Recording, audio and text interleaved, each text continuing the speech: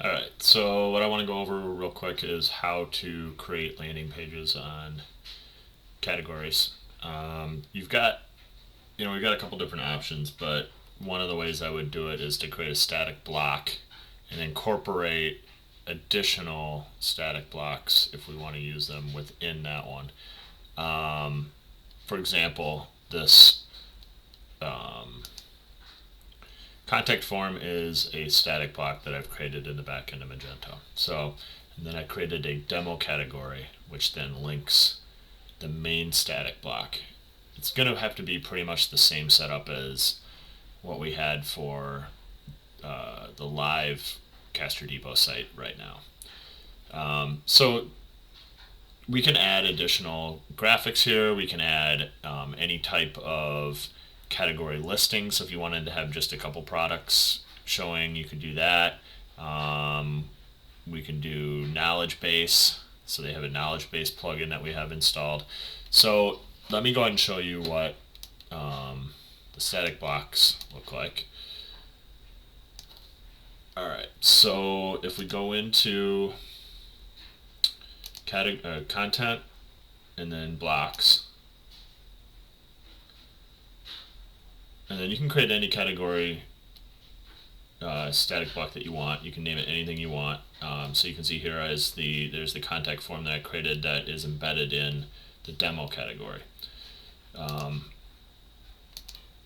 In categories, if you go into the category that you're adding the static block to, you'll see it right here. So add CMS block. Really easy to do. You just find the one that you want and you add it there. And then the reason why you do static blocks is it gives you the ability to embed widgets and additional coding if you wanted to, more than just the description field. So let's go back out to blocks. Go into the demo. What we'll see here is exactly what I had on that page that I showed you earlier. So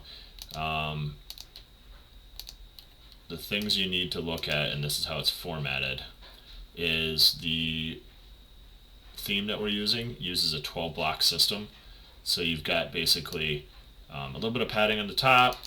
You've got the container, which incorporates the whole area.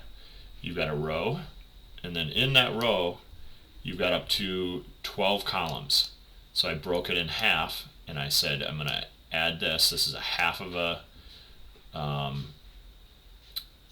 column, or half of the size of a row page.